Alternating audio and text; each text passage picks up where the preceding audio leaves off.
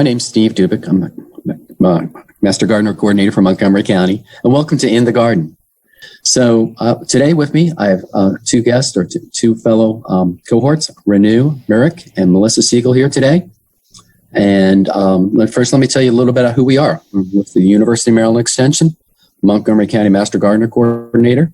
The Montgomery County Master Gardeners provide a number of services to the clients of Montgomery County. We have a speakers group. We have demo gardens. Actually, we were working in the demo garden here today, just a little while ago. Youth gardening. We have a program called One-Time Events. We have Ask a Master Gardener, essentially plant clinics at various locations throughout the county. We also have a therapeutic horticultural program. And I was going to let Melissa Siegel tell us a little bit about that today, if she could. All right. Well, Therapeutic Horticulture is a dedicated group of master gardeners providing horticulture projects to elderly people who live in assisted living facilities, adult care homes, and some other arranged living groups. And it's wonderful. I participate in the program. I've done it for 8 years. And what's wonderful about our program, we go in with a project like a planting project, and these people get to use their hands in the soil and have the scent of the fresh soil or the flowers or whatever project we do. It's wonderful for them. We call it Garden Club, and most of the time when we go into these care homes, they're waiting at a table for us to come, and it's their favorite program in the community that they live in. We have over 100 volunteers that do this in over 20 different locations in the county, and it's always growing. You're interested, get more information from our website. Oh, that's great. So, yes, Melissa mentioned about our website. So during the program, we'll hope to post our website. So if you have any questions about the Therapeutic Horticulture Program or the other programs I mentioned, any of the demo gardens or Ask a Master Gardener programs, things like that, just please let us know. Send us an email. Also, during the program, there'll be an opportunity. Hopefully, some folks will ask a question. If you can type in a question in our comment section, that'll be great. We'll try to answer that at the end of the program. If we don't catch it, we'll try to in time. Then we will try to answer it the next time our program is viewed. What I was going to start with is just to talk to you a little bit about kind of some of the things that we've maybe been experiencing in the last few weeks. I know the weather's been, of course, always a big thing. There's a lot of moisture, so there's a lot more diseases this year than we've seen in the past. We don't have to water as much as we did last year. So also with us is Renew. I don't know if Renew or Melissa have seen some other things in the past couple of weeks there in the garden. One thing I've seen, the very first time I've ever seen it, is a small caterpillar that's been feeding on some of the pawpaws I've seen around here. And it's essentially a webworm. It's a small caterpillar. It's black and orange. It feeds at the tip of some of the shoots on some of the pawpaws that are around here. So pawpaw is a native tree, fruit tree that grows here in Montgomery County. It's usually found near creeks and streams, low-lying areas. And right now, I was just up in the garden admiring our pawpaw trees, and the fruit is just about coming into being ripe. So if you're out there walking along the Sino Canal, the Potomac River, the Anacostia or whatever, any kind of, or low-lying area, Lake Artemisia, any kind of low-lying area like that, you'll probably get a chance to see pawpaws. And so if you see a blackened shoot tip, look inside and you'll see a small caterpillar, maybe about an inch or so, that's black and orange. And that's kind of it's a new thing for me. And one other thing, when I was looking at pawpaws, I did see, I haven't seen quite some time, is zebra swallowtail. So zebra swallowtail is kind of interesting. That caterpillar, the larva of that butterfly, zebra swallowtail, feeds only on pawpaws. When you're out there looking about, take a look around, you might see a zebra swallowtail flying around. So large butterfly, it's really beautiful. It's black and white. So I don't know if Melissa or Renew has seen anything kind of lately and want to share, but we'll get to answering questions. But I've seen lots of different kinds of swallowtails. And I did see yesterday a black and white one, as you just described. Oh, wow. Lots of aphids. Yes. and little skippers and moths, more so than I've ever seen. But I didn't see a lot of monarch butterflies until just recently. Yeah, I haven't. I've seen some this year, but not as many as in some of the years past. So I think at this point, I think we're going to start maybe going over some of the questions we've gotten through that have come to us via email or maybe from the comments section from our last session. So I know Melissa's got a few questions for us. Okay, this question is from Alan in Germantown. He asks, the tree in front of our house has developed large brown spots on the leaves. The leaf eventually turns completely brown and then it falls off. Do you have a recommendation on what we can do, Steve? Yeah, so was this on a calorie pear he was talking about? I know this is the... No, this is a different one.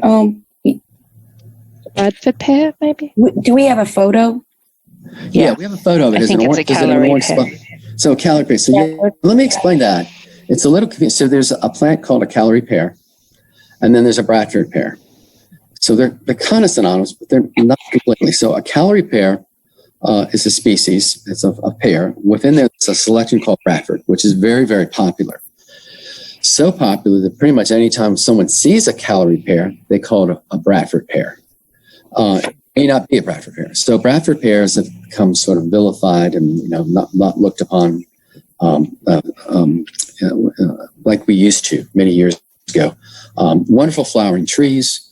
They have a number of issues. They have some hardwood or wood that's very hard but brittle. Sometimes the tree splits and cracks open.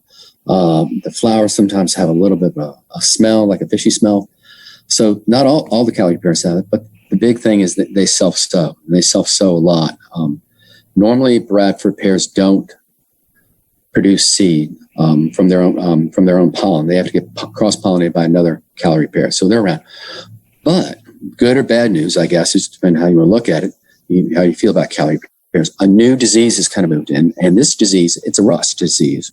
And that's a fungal disease. Rusts are fungal diseases. You usually have two hosts. In this case, it attacks a juniper. A lot of rust diseases we see attack some of our junipers, our native junipers, like our eastern red cedar.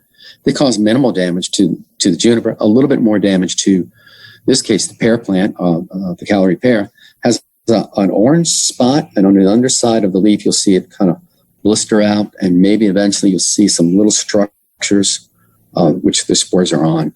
Generally, it doesn't cause significant damage to the tree, but what you may notice is that if you see different calorie pears around, some trees are more susceptible than others. If you do have it, one of the big things you can do is you can rake up the leaves and compost them. Just don't leave them right there underneath the ground, because that's where the spores will come to infect the tree for next year. So usually chemical controls are warranted. Calorie pears are generally pretty tough, but that's kind of a new disease we're seeing. So you might see it on some calorie pears more than others. Great, thank you. Our second question was from Facebook Live. Diane asks, I have a shady area out back that has standing water when it rains hard, though it usually does drain within a few hours. Any suggestions for what plants might thrive in this area? Renew? Yes, thanks, Melissa, and thanks for that great question, particularly at this rainy season that we're having. We have a couple suggestions, and the first of which comes to mind is a native ginger, or Asarum canadense. The green and gold, which is a Chrysogonum virginium, an ostrich fern, or any Carex or hosta, and there's lots of different hosta varieties as well that are available. A good resource would be on our website and actually on the HGIC. There's a ground cover listing, and perhaps I think that listing or that link might have been shared last week, but that's a good one to bookmark on our webpage. Thanks for the question. Thank you, Renew. Let's see, question number 3. This is also from a Diane. What is wrong with the lilacs, she asks. The leaves on the smaller stems are turning brown. This is a general lilac corner, so you can see the neighboring plants are healthy. And note the healthy leaves at the top of the thicket, and note the browning leaves, which are 4.5 to 5 feet up on the lilacs. Okay. So yeah, there could be a couple possibilities, or maybe possibly more than one thing going on here. Of course, lilacs are very prone to powdery mildew, and some of the pictures do show, signs. Actually, you can see some powdery mildew. Whether it's causing all the browning that's observed, I'm not quite sure. But one of the things powdery mildew does is it's a fungus that is primarily on the outside of the leaf. About 90% of the fungus is on the outside of the leaf. It's unusual in that way. Another thing that's unusual about powdery mildew, it doesn't need moisture on the leaf to infect and really to grow. It just needs high humidity. But if the humidity levels change, essentially the powdery mildew will kind of dissipate and go away. If that's the case, you just sometimes see the damage is created by the powdery mildew. And often what it does, because so much of the fungus is on the outside and it needs the moisture, it actually pulls moisture out of the leaf and it causes browning or desiccation. So that browning could be a response. Maybe sometimes you get different responses from different cultivars from powdery mildew. Another possibility, or two things that could be happening, is that lilacs are very prone to borers. And if it has borer, that's choking off the water supply too. So that would be another thing where you would see desiccation, browning of the leaves. There's some other issues that lilacs get. Sometimes they'll get bacterial blight, sort of a type of bacteria belongs to the genus Pseudomonas, and it causes blackened leaves and blackened shoots. I don't see it here, but that's something to look forward to, and it's not uncommon. If you have a plant, and this is sometimes making diagnosis a little bit, but you may have more than one problem going on at the same time. So that makes it sometimes a little trying to figure it out, but it's not uncommon for lilacs to get, multiple things at the same time, maybe borers and powdery mildew possibly here. So to really answer this, we probably need to get a better picture or a sample sent to us. Right now, that's really hard to do, but hopefully in the future, we will have our Ask a Master Gardener plant clinics open, and you can bring a sample there, and we can do a better job at diagnosing. So she had a second part to that question, and it was, she was concerned about fungus on a cherry tree downhill from the area may be infecting the lilac thicket. Is it too little water to support the dense younger growth? But this just didn't happen until 7 to 10 days ago. And she's never really watered the lilacs very much. So the interesting thing about a lilac is that's in a different family. That is essentially, that is in the olive family. And then the cherries in the different, that's in the rose family. So often there are a few things that will attack plants in different families, but most diseases usually kind of will have a little more narrow in focus.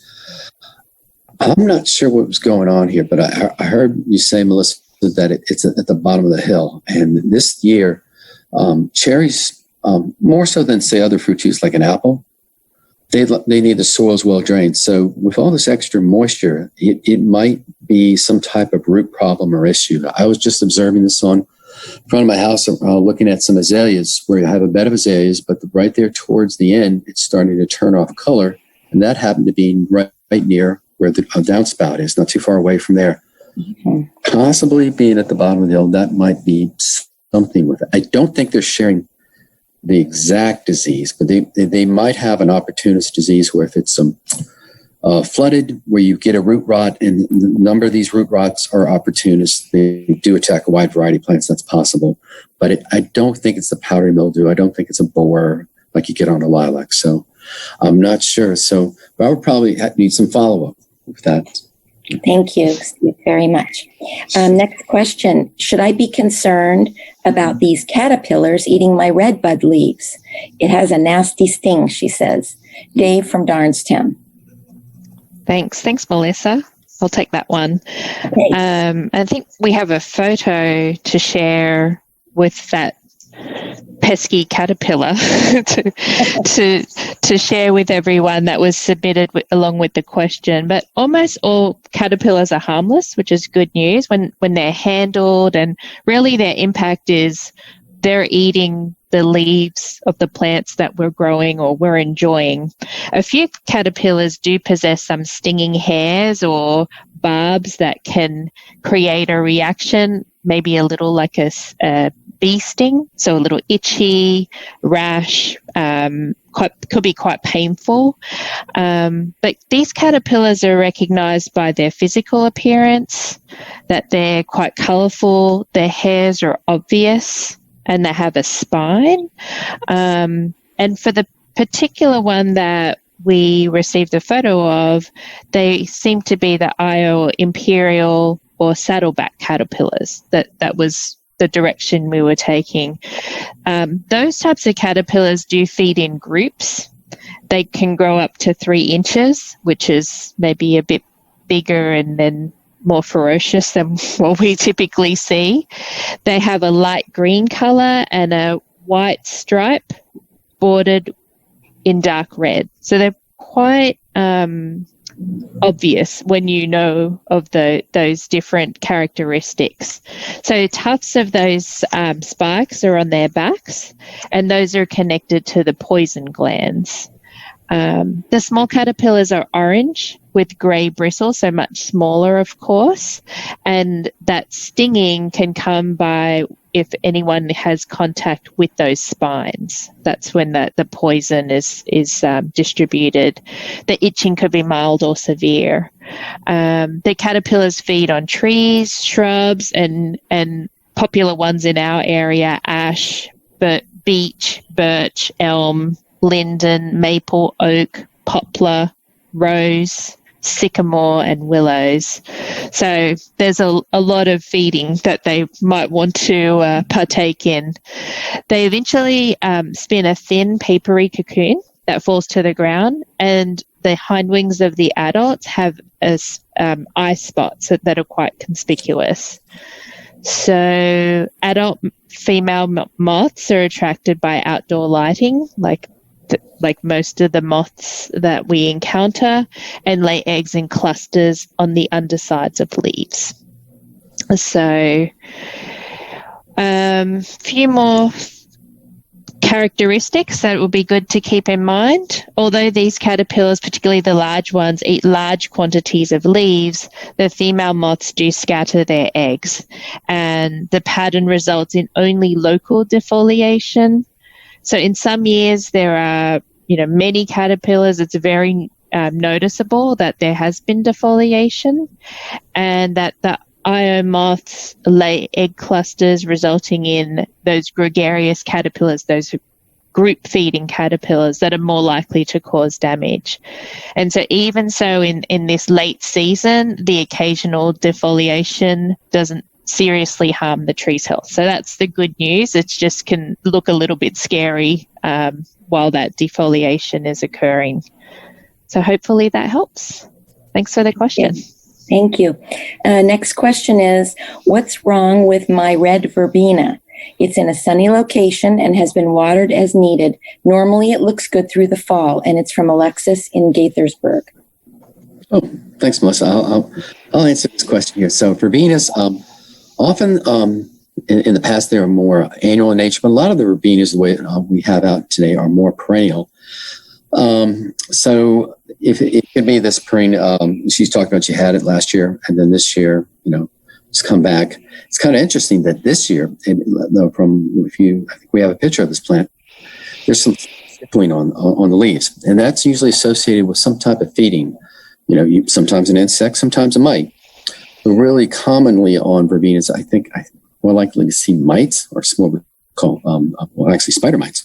So if you took the underside of the leaf and you look very closely, and you probably need some type of magnification, you might see evidence of them. If you got a really good hand lens or a magnifying glass, you might see the eggs. The eggs are round, they're spherical, they kind of look like a crystal ball. They're relatively big to the proportion of the size of the mite. Another way to kind of, see if you find these mites is to take a little shoot of the verbena, get a white sheet of paper, and they call it the beat test, and you tap real hard on the stem or the leaves and kind of shake them onto the white paper. And then if you see any of these little specks moving around, you get your magnifying glass out and take a look at it and see if you have a mite. Spider mites have 8 legs, but initially, just like spiders, when they first hatch out, they have 6 legs, and they can actually grow 2 more. So the spider mites love warm temperatures. There's different kinds of spider mites, but the ones that are attacking verbena probably like the warm temperatures. If there's reflective heat, let's say the plant is trailing over a sidewalk or grown next to a building, that makes it less hospitable for the things that control the spider mites, the beneficials that are out there. So their populations sometimes can really explode under conditions where it's maybe hot and dry, a lot of reflective heat. So you can manage that a number of different ways. You can take a garden hose and just hose on the underside, because that's where they are, on the underside. Hose it off frequently. You could use a wide variety of insecticides, some of these softer types of insecticides like neem oil or insecticidal soap or horticultural oil. Maybe you spray it about 7 to 10 days later. Do it again, because what's happened, you may have killed the live mites, but the eggs will hatch and they'll come back and build back kind of quickly again if you don't, check it again. One advantage to one of the product, horticulture oil, I kind of like that one. It generally does a pretty good job at killing the eggs too. So it could be something else. So you need to look at it. It could be aphids. It could be maybe leafhoppers, but probably just from my personal experience, what I've seen a lot on Verbena are spider mites. And they're quite small. Okay. Thanks, Melissa. Thank you so much. Next question is from Leanne, and she asks, my pumpkin plant has plenty of blossoms and pollinators, but it's produced just one pumpkin. No other fruits are developing. Could the critters inside the blossoms be causing this problem? I'll take that question, Hey. Melissa. I will talk a little bit about how the pumpkins do blossom and that process, but maybe just take a step back. So the pumpkin family is part of the same family that includes gourds and other types of those more fall vegetables. What's interesting in this summer annual growing time is there's lots of variables because of the summer season. And of course, this year has been wet. Last year was dry. So there's lots of things that that plant is adapting to. So a couple of things about how those pumpkins kind of pollinate and then grow. So like other members of the squash and gourd family, the pumpkins produce separate male and female flowers. And so from the question, we've got the challenge of there's plenty of blossoms and one pumpkin. So we're kind of going back a few steps into that cycle. Male flowers usually appear first, and that's normal with the pumpkins, and it does vary with cultivars. So for a flower to develop into a fruit, the pollen must be carried by insects from the male flowers on the same plant or on different plants to a female flower. And then that's how we get this growth of the pumpkins. So poor fruit set is common during rainy weather, which we've had a lot of, and when bees are inactive, which can be a little bit of cause from the weather as well. We need to avoid using pesticides during the bloom period because the bees put off the bees and then our pollination doesn't occur. So we've got, let me take a step back and just share some recommended cultivars that are listed. So in seed catalogues or garden centres, a couple of cultivars to look for are Atlantic Giant, Big Max, or Big Moon. And do note that it can take up to 4 months to get these varieties to produce pumpkins. That's the large size, 100-pound size. So it can take a period of time. But once you do have the selection, you'd want to monitor the growth of a baby pumpkin. When they're about 6 to 8 inches in diameter, you want to keep the largest and fast growing fruit and remove the others so that all the energy of the plant can go towards those fruits, so to speak. Remove any other blossoms that appear, and then keep that that baby pumpkin nurtured. You'd be pruning the vines after selecting those fruits and fertilizing them just to make sure that they've got the right food.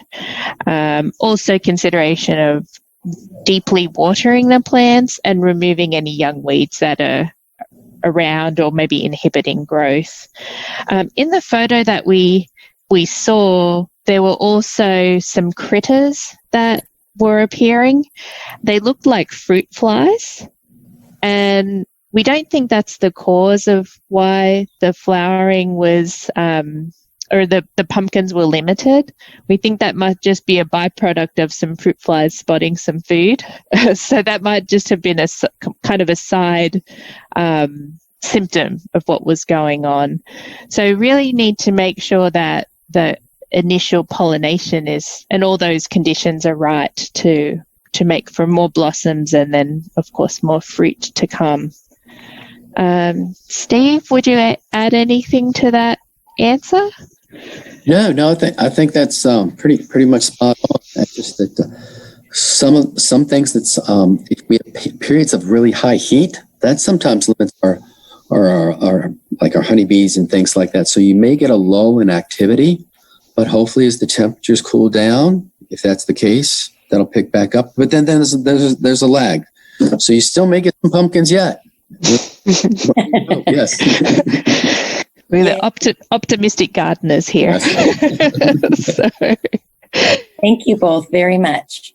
Next question is, the outer edge of the leaves on several branches on my maple tree are turning brown and the leaves are dropping off. The same browning and early leaf drop occurred last year, but this year seems to have spread. What's wrong with my maple? What can I do to prevent the browning? Is it dying? A number of pin oaks and maples on our street have died over the last several years. Yeah. So, I'll grab this one, Melissa. Thanks. It's a really good question. And people are seeing this around, particularly in neighborhoods where there's a lot of older trees and maybe trees that probably are, as over time, just like us, as we get older, we've gotten challenged. We've gotten maybe a little bit weakened from this event or that event. So that may predispose the tree a little bit more to show these symptoms. And the symptoms, I'm thinking what may be happening here is what's a disease called bacterial leaf scorch. And it affects a broad range of our shade trees that we have. So, we mentioned maples, oaks, elms. And what happens is if the tree is growing well and everything's fine, it may have this disease, but it's not showing any symptoms. So what this disease is doing, it's clogging the plumbing system in there. So as long as the tree is healthy, has a good root system, there's plenty of water, you don't see it. And that's part of the reason sometimes people say, well, I see it, but I see it every year. You see it late in the year. So what's happened is it's gotten hotter and drier, and you have the new leaves have been put out, all that foliage throughout the growing season, and there's a greater demand as these leaves expand for water. And so if there's a period of dryness in there, or if the disease gets the upper hand and just starts to constrict the amount of water that can flow through there, then you're going to see scorch. So this scorch sometimes can be from, the same symptoms you would see from borers, or someone did some injury to the root system from construction damage or something like that. So not every time you see this browning on the margins of the leaves, it's bacterial leaf scorch. To really get it accurately diagnosed, you probably should send it to a plant pathologist. But sometimes you get some special symptoms that kind of make it jump out. It'll be brown, and then you'll have a yellow band before it gets to green. And sometimes it's very striking. Often you don't see that, but that's a really good clue that you have bacterial leaf scorch. Often the plant will grow with this and tolerate it, but it's going to impact your fall color. It's going to weaken the plant over time. You could get a professional arborist to come out and evaluate it. They could manage it. It's going to, of course, be a cost, but it may be worth it if it's an important tree to you. But what you can try to do is you try to manage the tree in such a way that you would minimize any type of stress factors and things like that. The disease is spread by insects, and they move it around. So leaf hoppers, and they'll spread the disease, and it's pretty common. And if you go down on the mall, down in Washington, D.C., you'll see that on a large number of the shade trees down there. You'll see some bacterial leaf scorch. So it's pretty common. You'll see it more. Some trees show the symptoms more than others. So then it becomes, if you have a number of trees, and you're fortunate to have a yard with a number of trees, and you look around and has it, that tree can help spread that disease. So sometimes it's a tough call, and it may weaken the tree and eventually die. So you may have to manage, you might have to remove it. But it is a frustrating disease because to manage that disease with any type of pesticide, you really need professional help. You need to seek out a professional arborist to help you out and to make that determination. Thank you so much. Are all maple varieties and cultivars susceptible, or is it just certain ones? No, that's a really good question, Melissa. I can partially answer that.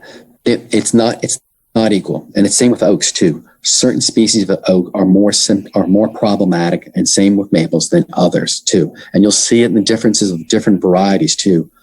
So you probably, with a little bit of research, if you're focused on a maple tree, you could probably look around to find some that are less likely to show the symptoms of it. So other trees may have it, and they may have the symptoms, but they're not showing a lot of, wear, or, it's not really bad for them. They may have the disease, but the symptoms are minimal. Or essentially, some of them can actually be asymptomatic, not even show it, but they have it.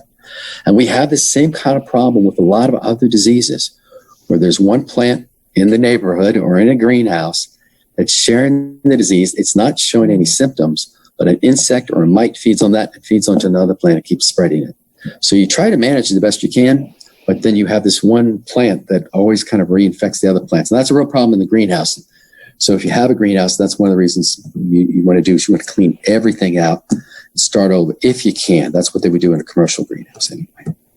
Great. Thank you so much. Our next question is from Mary in Gaithersburg, and she says, "What is this grass? It seems to grow 8 inches in a week and is rapidly spreading. Pulling it doesn't seem to help. How do I get rid of it?" Okay, so yeah, I'll take it. I think we got a few pictures of a few weeds. So the first one here is talking about yellow nut sedge. So we have a couple species of sedge that grow in our area. Yellow nut sedge is the most common. It's the biggest one. There's another one that's a little smaller. It's a little different looking. It's called Kalinga. And when you crush the leaves on Kalinga, it smells like lemons. And it's a lot smaller. But the sedges have is they like damp areas, damp, sunny areas. Actually, sedges are, I got to go back, they're not grasses. So they're in a different group. They're in a different family.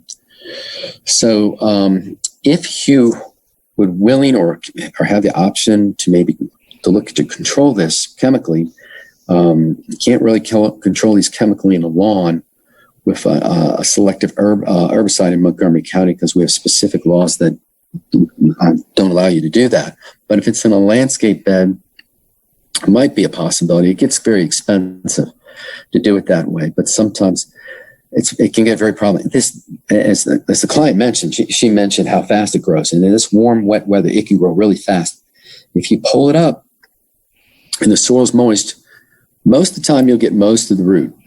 You don't always get all the root. Those little bits of pieces of the root will remain, and it'll repopulate. It'll grow back from that. So it propagates from these little propagules on essentially that are part of the root. And if it's kind of dry and you just pull it, you're going to rip off lots of these little pieces, and it'll come back within a few weeks, almost like with a vengeance. Mm-hmm. A lot of people share their frustration with yellow nut sedge, but it does like damp, sunny areas, and it does outgrow the other grasses in your lawn or in the beds at this time of the year. If left unmowed, it could probably get 18, 24 inches tall. It has a kind of funny looking little seed head. It's kind of, it's round, it's kind of spiky looking. And the sides of the shoots have 3 edges. So they have this thing about sedges have edges. Sedges we like. We have a lot of native sedges and a genus called Carex that we use, and Pennsylvania sedge and others that we actually like to have in our yard. This one, no, this guy's a troublemaker. So if you can pull it out when the soil's nice and soft, and you're probably going to have to go back 2 or 3 times. If you don't, it's going to come back again. So that's the first weed. I think we got another picture of another weed coming up. And that one is called Bermuda grass, but it's also called wiregrass. Some people call it devil grass. That actually is a real grass, and that, unlike nut sedge. and it likes hot, sunny areas. And it's not native to Bermuda. Oh, it's got the name Bermuda. It's actually native to Africa, I believe East Africa. And it likes the hot temperatures. It's a warm season grass. And so warm season grasses grow more quickly as the temperatures get warmer versus cool season grass like Kentucky bluegrass.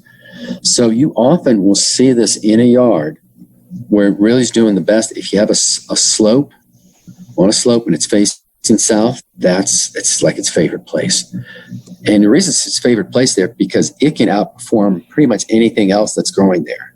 So that's an area where it's gonna thrive. Other things would barely survive. So it takes over and it creeps and it runs pretty good. It can run two ways, but above the ground or below the ground. And some of these shoots get quite long. There's common Bermuda grass. That's most of us probably have some if you have an older lawn. It's a tough thing to get out in a lawn selectively. So if you got patches, you can spot treat it with maybe some herbicides that'll top kill, but it has this underground root system. It probably will come back.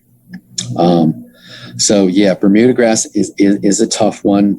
It gets into our garden beds and creeps into other places, and it's very tenacious. And it's of course a perennial. It's a perennial. And nutsedge is a perennial. It comes back every year. The last pitch we have is crabgrass. And it's probably a hairy crabgrass or common crabgrass. And it's an annual. So it's going to start its life cycle back in the spring, and it's going to finish its life cycle here before the end of the growing season. So it's probably forming seed heads right now, or trying to, because it's got to get its business done in 1 year. So it's going to try to put a flower out there. So what crabgrass does, it germinates back there probably beginning of April. Any voids in your bare spots in your lawn, particularly sunny areas, it's going to try and take advantage of that. As it's dying out, unfortunately, sometimes what happens is some other weed is saying, hey, there's an open spot. Let me take advantage of that. So now you're getting another weed coming in like chickweed or henbit, dead nettle, something like that. They're going to evade. So you sort of have this tag team approach. So as they fade out next spring, early next spring, crabgrass starts to boot in. So anyway, it becomes a cycle. So the best thing to do to kind of try to minimize this in your lawn is to make sure that you're properly mowing. Try to go 3.5 inches if you can. And that's going to create a denser lawn, and it's going to shade. And one of the things that crabgrass doesn't like is shade. It doesn't like shade, and it doesn't like its seed bed to be shaded either. So if you keep it shaded or you keep healthy, dense turf, you're going to diminish your crabgrass and diminish the need to use herbicides or things like that. So it's a tough one. If you got a bare spot, a lot of damage in there, crabgrass can move in throughout the growing season. And it has a cousin out there. It's called goosegrass. And they look pretty similar in many ways, but they're both summer annuals. Great. Thank you very much. Also, their Bermuda grass is really difficult for people with allergies, especially when it's trimmed. Client wants to know what weeds these are and what he can legally put on them. He has been hand pulling so far. Okay, well, that's kind of a follow-up to the question. Listen, and I got to explain that. So that's a good follow-up. In Montgomery County, you're limited on what types of herbicides you can use in a lawn. Most of the herbicides that you can use in the lawn of Montgomery County are going to be essentially organic herbicides. Many of those herbicides, those organic herbicides, are pretty effective in one area, and that is, non-selective top kill. So we have things like horticulture vinegar, and there's citrus oil, and a number of products, and sometimes it's a number of these active ingredients, organic ingredients. Soaps, there's some soaps too that will give, and they give pretty quick kill, but it's not systemic. So it's not going to translocate down. In a landscape bed, you may have different options, but in a lawn and on in mulched paths and places like that, in Montgomery County, you're limited in what you can use. So you could go to the Montgomery County Department of Environment Protection. You can put like weed control law in there, and they can probably get you some information on that. And if not, then you feel free to contact the extension office, the master gardeners, and we'll try to follow up as well.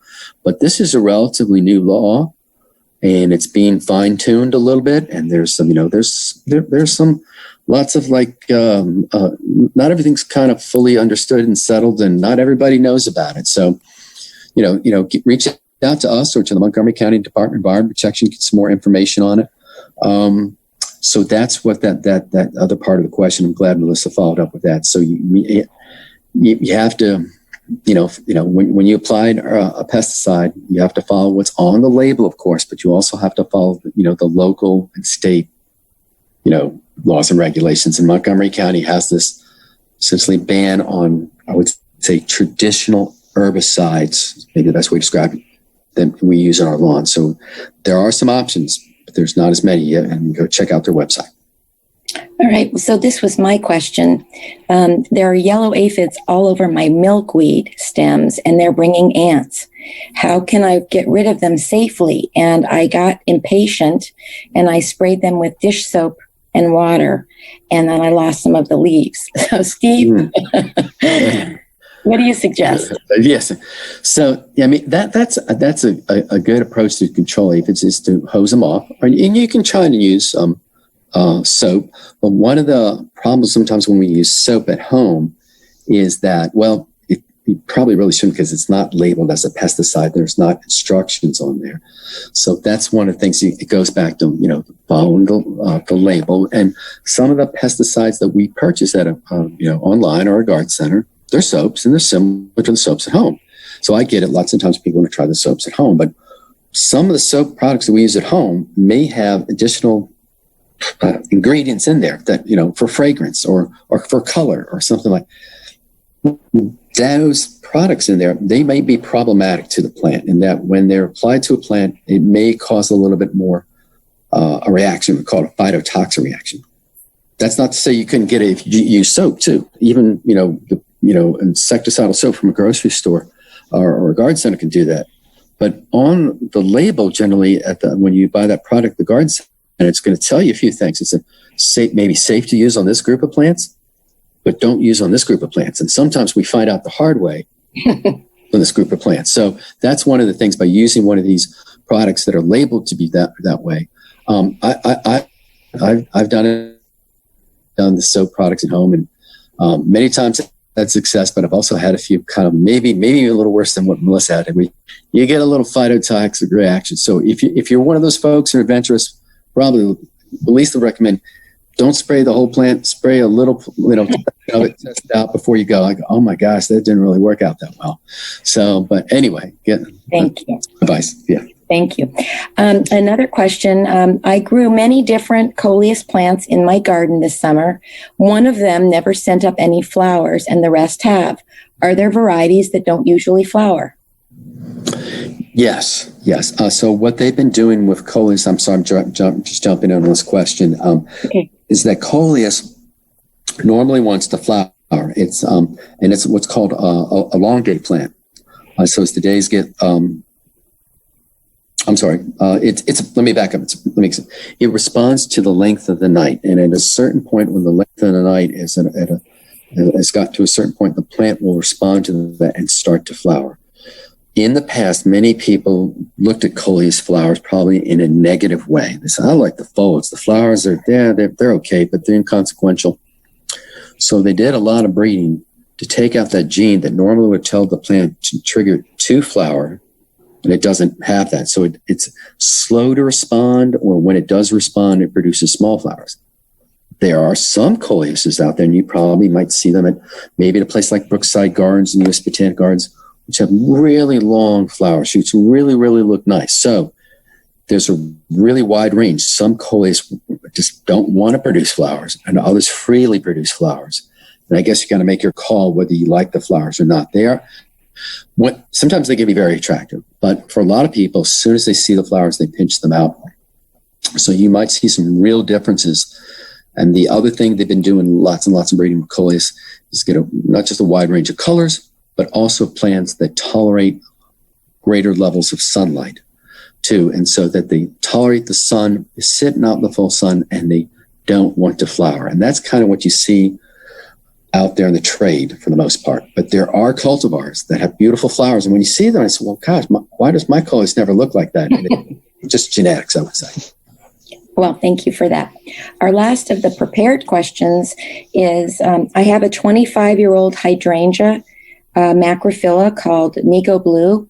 It's gotten so big, I must cut it back. When is the right time to do this, and how far do I cut it back? Thanks. I'll take that one, Melissa. So the Nico Blue flowers on the previous season's wood, and if you let that keep going, then that will get that sort of woody or leggy look.